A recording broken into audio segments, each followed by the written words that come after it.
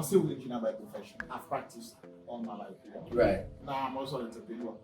Right. I remember you telling me you were a civil engineer, and I was trying to figure out how you go from civil engineering to building a food startup. What's up, guys? I'm on my way to interview Ahmad. He is the founder and CEO of SUA D'Afrique. It's a restaurant here that makes pretty healthy versions of West African food. They make food from all over West Africa, not only Sierra Leone, but also Ghana and Nigerian dishes, Ivorian and Gambian dishes as well. So I'm looking forward to meeting up with him, hearing about his business, and learning a little bit more about what he's going to do to grow the business. So check it out.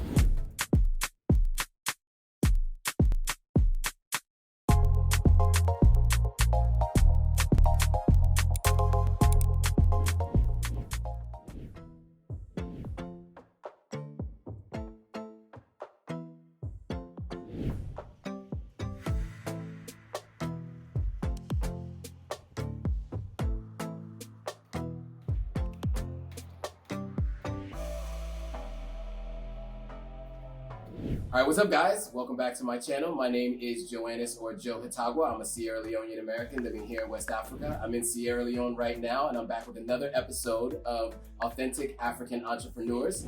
And today I am joined by the CEO and founder of SUA D'Afrique. His name is Ahmad Wurrie. Ahmad, thank you very much for doing this. You're welcome. I really appreciate it. So, I tasted Ahmad's food from SUA D'Afrique. Was it the Taste of Salon? Was that the event? Yeah, it was Madang. Madang, yes. And it was very, very good. I'm actually a vegan, but there were options that were vegan friendly, so that was good. And I've known about you for a while, so I'd love to dive in deeper into your business. But before I do that, I'd love to know a little bit about your background and your upbringing. So, obviously we're here in Freetown, Sierra Leone. So you're raised in Sierra Leone, right? Yes. And so I remember we talked about the different cuisines you have available when we met. And you mentioned that you had some influences from other places. So did that come from your travels? Have you traveled around West Africa? And how did you come up with the whole system for this, right? Exactly. I mean, I travel a lot.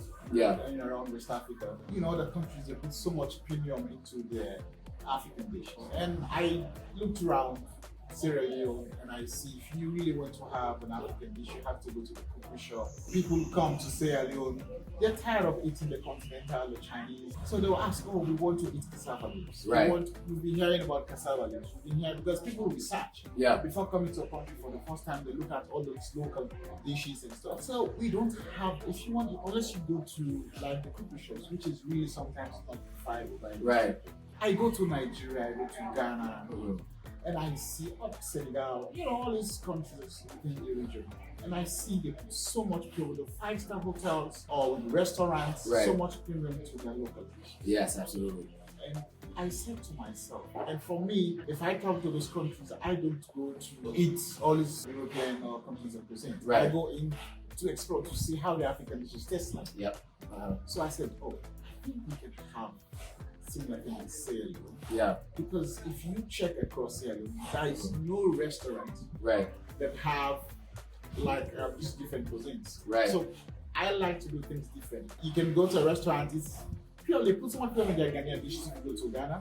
If you go to Nigeria, so much premium into their Nigerian dishes. So I said, okay, I'll have a restaurant that encompasses the region cuisine. Like we'll have a Nigerian dish, we'll have a Ghanaian dish, of course Sierra Leonean dishes, a bit of Liberian, and also a bit of Gambian Senegalese. I said to myself, with that, I won't have a competition, and not just that, but I also want to, sell this thing out. So people come here, Liberians come here. They said, if we go to SUA D'Afrique, we can get tobogi, which is one of their favorite dishes in Liberia. So now we're just starting with 2 years old. We're not gone deep into the other cuisines yet, but at least we did a bit of Nigerian. Okay. We're doing a bit of Ghanaian. Like for Nigerian, we're doing like the Egusi, you can go with Eba, you can go with the Semo and all those things. So we're building on it. Right. For the Ghanaian, we do the banku and tilapia. We do wache. We just take a bit of all these things so that people come in and they say, we have a feel of this. A Ghanaian might come in and say, I want to do the Ghanaian dish. You feel comfortable, it's a go-to place. These are my thoughts. These are the thoughts I had before setting it up. And I could have just set up a restaurant with strictly Sierra Leone dishes, but it wouldn't have gotten the effect it has now. Right. So that's why I entered the market with something different. That's what I'm building on now. So were you born and raised here in Sierra Leone? or raised at least in Sierra Leone? I was raised in Sierra Leone. Okay. Okay. I was actually born in Saudi. Okay. And so, what is your background in terms of your education? Did you go to school to study culinary arts? Yeah, so I studied here. I did my undergraduate course. I'm a civil engineer by profession. I've practiced all my life here. Right. Now I'm also an entrepreneur.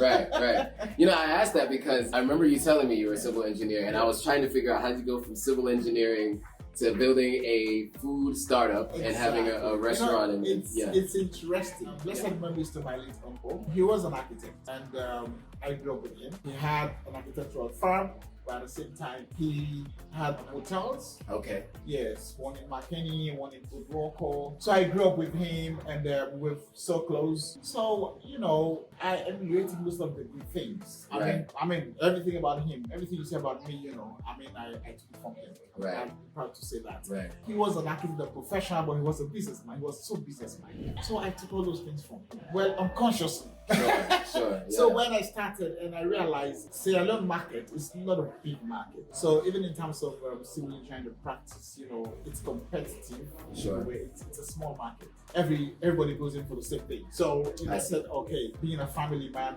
you need to have a fallback plan because being a professional is seasonal and that kind of thing. I'm also a very good cook. So that was how I developed the passion actually of setting up a restaurant. So when I was a bachelor, my friends look forward to come to my house to get lunch. So when I was working in McKinney, most of my friends from Freetown, they go to McKinney, they'll think, oh, we're coming. I'll go to the market, and even the market women knew me at the time because I'm a very good negotiator. So they said, oh, he's back.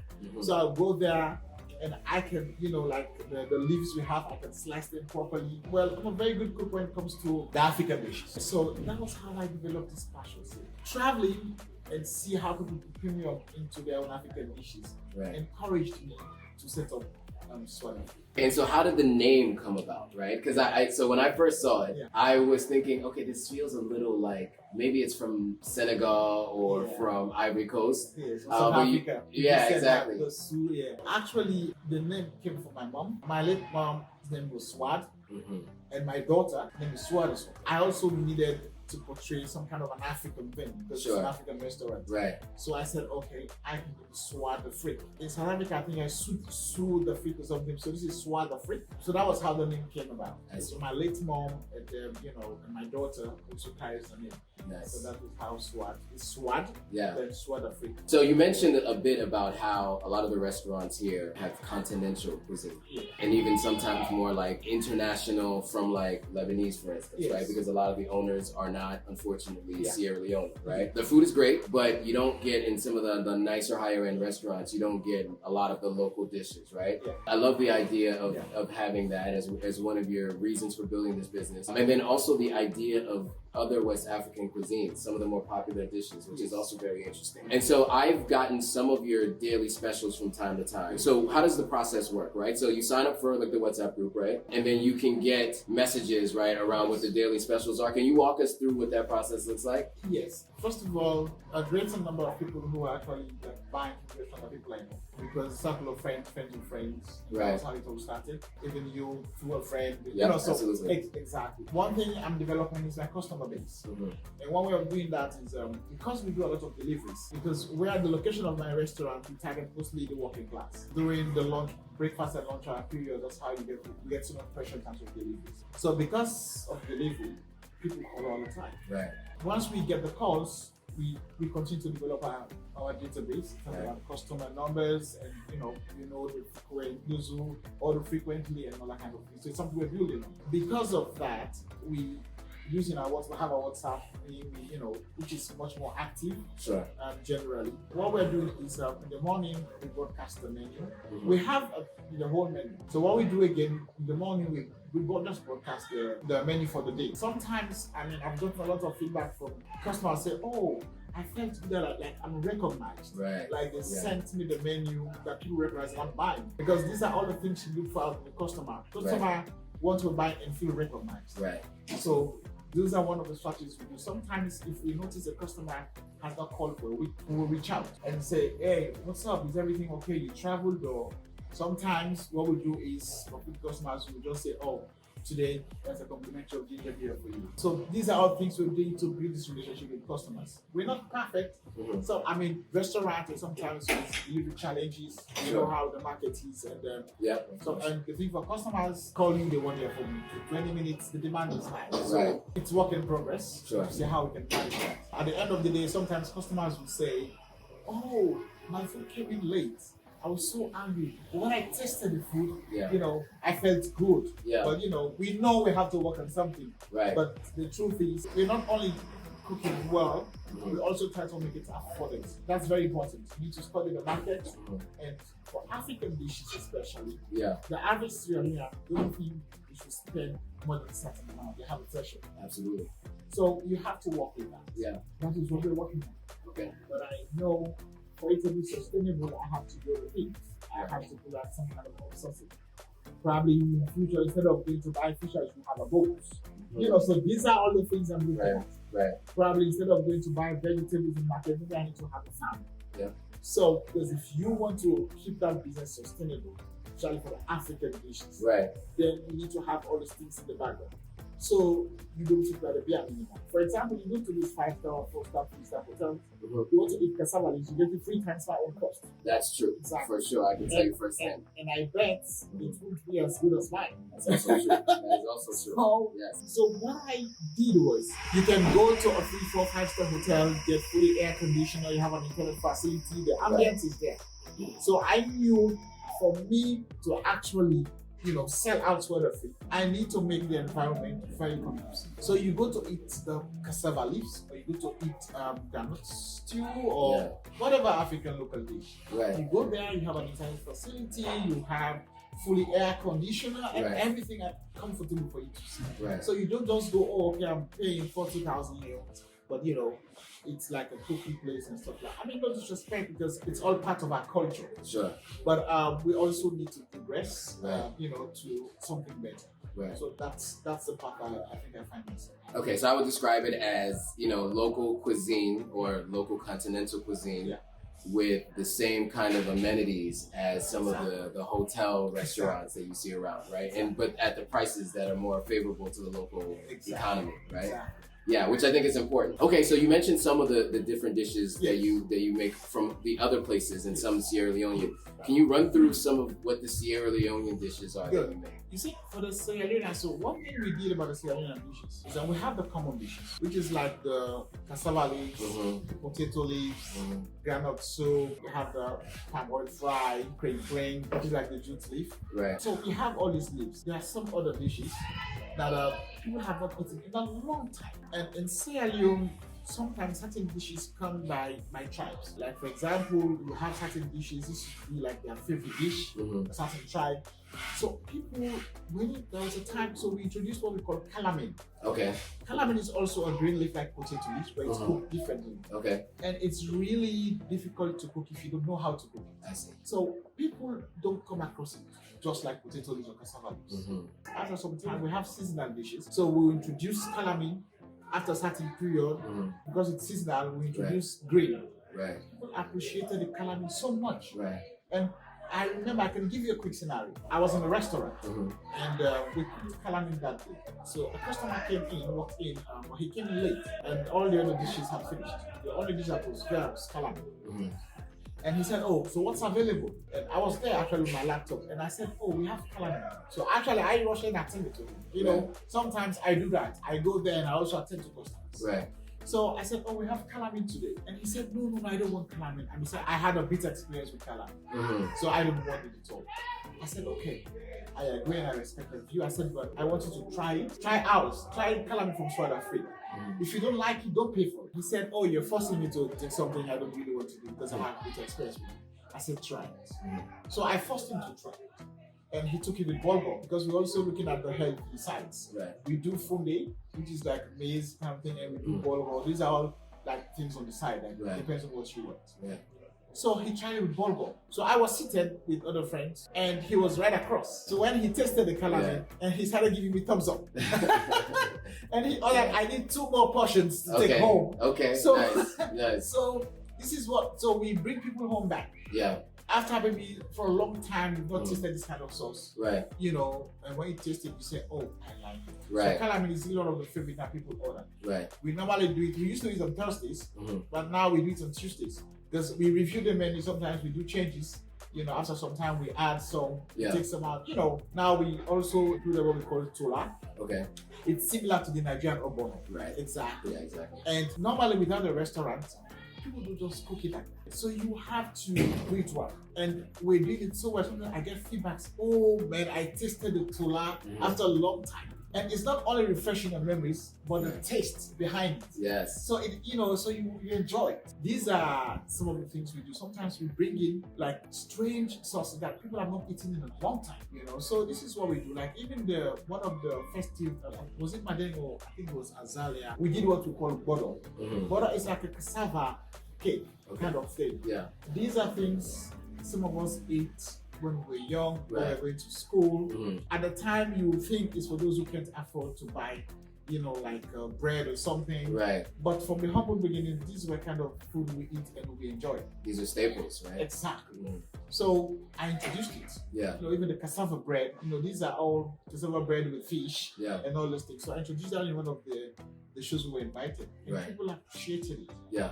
And people, you know, so that's what SUA D'Afrique is all about. Right. It's like taking you back to the roots sometimes. Yeah. So we jog your memory back to things you haven't eaten in a long time, even when you were a kid. Yeah. So this is what we're trying to do. This is what we're trying to let us so that Sierra Leone, we also, because the thing is, we want to be, my aim, we want to be participating in these, you know, intercontinental or this regional competition in terms of catering. So these are all roadmaps. These are things I'm building on. Yes. So these are some of the things we're looking at. These are some of the food dishes we bring in and to see, and we're building on them.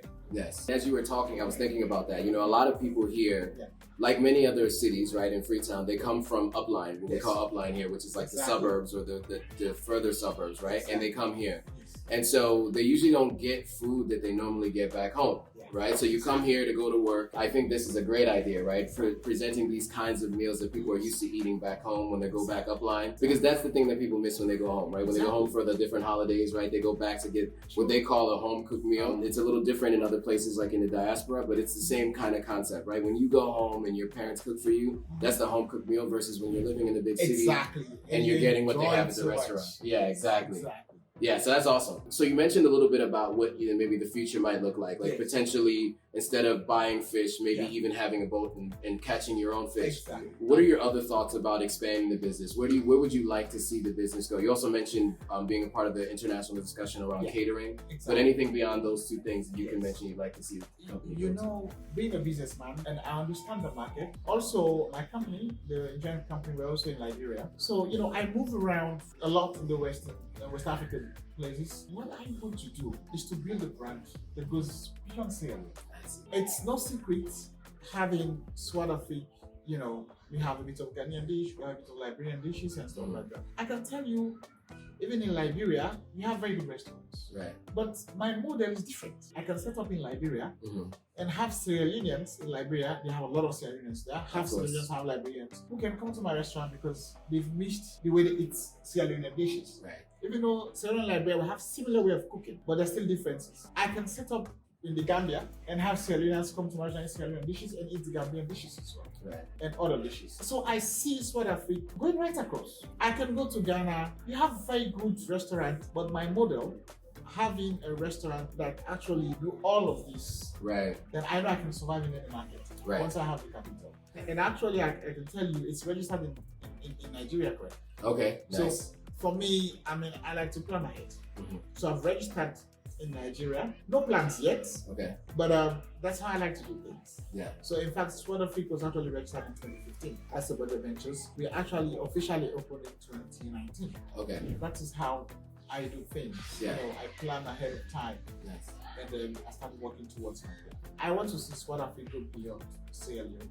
You know, like it's no magic how you have the KFC, you have all this. You know, it's so people will start going for your, you know, for the franchise, you know, so these are the things I want to spread out, and so that's my long-term plan. Nice, I love that. Yeah, so but I need to have a base, and my base will definitely be Sierra Leone. So they will say, oh, okay, so it's SUA D'Afrique in Gambia, but actually the owner is from Sierra Leone. Yeah. Yeah, and I love that business model because I can tell you I'm living full-time right now in Ghana. Yes.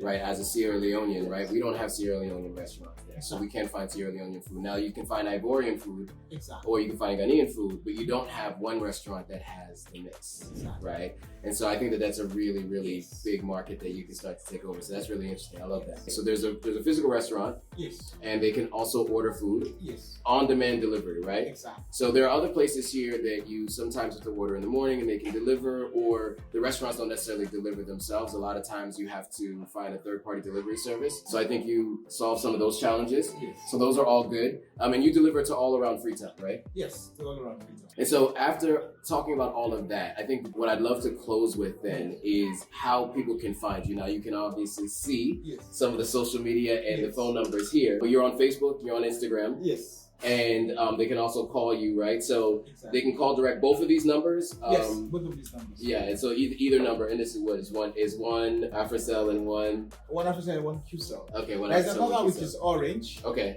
Yes, but it's not on this banner. Okay. Yeah. So we're patronizing with all the mobile companies. Yes. Because we have customers from across. Yeah, and to understand for those in the diaspora, Yeah. it's not like when you're on Sprint and you're calling T-Mobile, you don't get additional charges, right? Yeah. But here you pay credit as you go along, Exactly. and so when you have to call cross carrier, that actually takes up more credit. Exactly. So this is really smart, right? Having a phone number for every For single every- type of carrier, exactly. so that person on that carrier can call, and Exactly. so that's great for the working class, right? Because that's the challenge. Like they don't want to be losing money to order food, Exactly. right? So that's huge. That's huge. Exactly. And so you're available on Facebook and on Instagram. Yes. So you guys can see them here, SUA D'Afrique restaurant. So follow them both on Instagram and Facebook. And so Ahmad, I really appreciate you taking the time. Yes. I love hearing about your business model, and I look forward to eating more of your food. Oh yes. And so for those of you coming to Sierra Leone, you have to check out SUA D'Afrique. Check out the page. Let us know when you're coming. And if you have any questions, anything you think I might have missed, Yes. write it down in the comments below. I'll reach out to Ahmad and I'll let you know. And of course, I'll put the link in the description as well. So thanks again. So, but one more thing Oh, yeah. I just say Yes. before we leave is I mentioned a minute ago that we also do breakfast. Even the breakfast, we also we do what we call lafidi. Mm-hmm. So lafidi, it's like a common food in Sierra Leone, mostly for breakfast. Right. It cuts across. It's basically the dry rice. Then we have like the aubergine, you mash it. There is okra, and there is also the pepper, you mash and all. You can have like a sesame powder, Nice. So yeah, so that it's so healthy. People like to eat it. You would think that it doesn't have all the meat and all those things, but it's healthy. So Yeah. people like to eat it. Those who rice lovers like to eat the Right. morning. We also have what we call the pemao. Pemao is really from the southern side of Sierra Leone. Right. That is their favorite food. It's Yeah. like the potato leaves, but it's cooked differently. It's basically just steamed. Right. It's something you just steam it, you put it on the rice, and Right. it's also nice. So we do that in the morning. We also do the akara. So there was a time when Vicky Raymond did the akara. Adama loves akara. Right. So on Facebook I said, "Oh, when we have the best akara in town." He Right. said, "Wow, when I come back, I'll have a taste of your akara." But this way to show that this is how we portray it, because akara is one of our favorites. Even when there's something you cook and send to a relative during Right. Ramadan, these are the things you do. And we also do during the Ramadan, we develop an iftar menu. Okay. So we made it easier for people who maybe don't want to cook in the house, or bachelors, or people don't have time to cook. Right. So you place your order and we do your package for you during the Ramadan. So these are all things we do, to cater for people. Nice. That's the aim. So to broaden and expand to our customer base. Nice. And that's what SUA D'Afrique is for. I'm glad you mentioned that. So breakfast, lunch, and dinner, Yes. right? All day. Well, no dinner yet. Because of our location, for now, no dinner, but we Okay. have plans. Okay. Yes, for now it's breakfast and lunch. Okay, breakfast and lunch. Yeah. So when you went to order, what time do you need to order by for the? Yes. So that's the thing. Normally, even in the menu, it's indicated there. If you want to order between 10 and 11:30, you place your order. Right. So because we have so much traffic in the sense, people order a lot during that period until 12 o'clock, because latest 12:30 food is out. Right. So we normally prioritize those who order from 10 o'clock. I see. So somebody might call around 1 o'clock to order for food, or there is traffic, people they have to deliver, Sure. because we have to map out east, west, central. Right. So we always encourage people to call early to order. Right. There's a lot of challenges in that, because I always know once somebody orders for food, he wants to eat because he's hungry. Sure. So it's a difficult thing to manage, but that's something we're working. It's work in progress. Yeah. we improve on that as we go. Yeah, so that's actually really good information. So again, all the details of when you can order, the phone numbers, the Instagram page, the address will all be in the description below. Do you have any personal social media channels that you want people to reach out to you on, or do you want it to just be on SUA D'Afrique? I think for now, SUA D'Afrique. Okay. Yeah, so, but I mean, my own personal Facebook is open. I'm open. I mean, I'm a businessman. Right. So if you cannot reach to SUA D'Afrique, but I encourage people to Actually, SUA D'Afrique. And also, if they reach out to you, I know you reach out to me. Yeah, absolutely. Yes, I'll reach out to Ahmad if you have any questions for me. Like I said, any questions on the cuisine, on the hours, anything, if you don't see it in the descriptions, feel free to write a comment. Let me know. Definitely share it with your friends. Let your friends know. Anybody who's coming to Sierra Leone, let them know that they can come order from SUA D'Afrique. It's like healthier versions of the food, and it's also good food. And then you can get a taste of the different West African cultures here in Sierra Leone. That's something that it's very rare to find, so that's really cool. So yeah, if you like this video, go ahead and hit the subscribe button, hit the notification bell so you're notified every time a new video comes out. Go ahead and comment and share it with your friends. All right, guys, see you on the next video.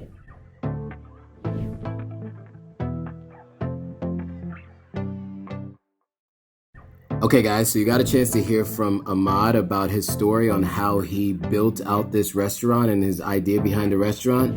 Now I'm going to take you to an event called Medang. It's a yearly festival, and he actually had a stand there, and I went by his stand to taste some of his food. So check it out.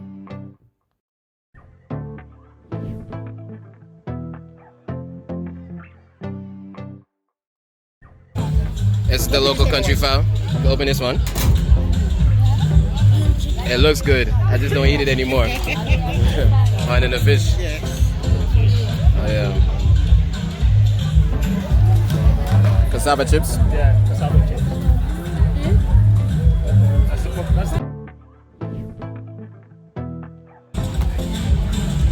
Yes. Fried rice, plantains, and some pepper. Let's go.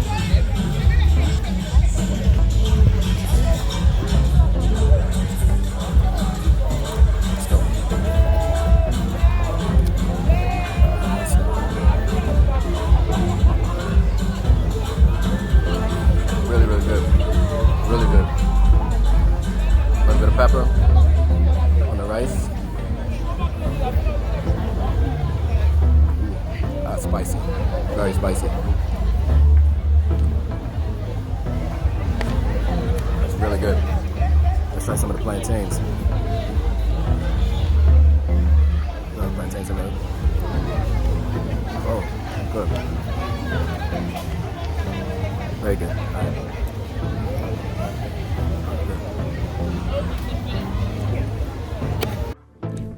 Alright guys, if you like this video, go ahead and hit that subscribe button, hit that notification bell, like, comment, and share it with your friends. Alright, see you on the next video.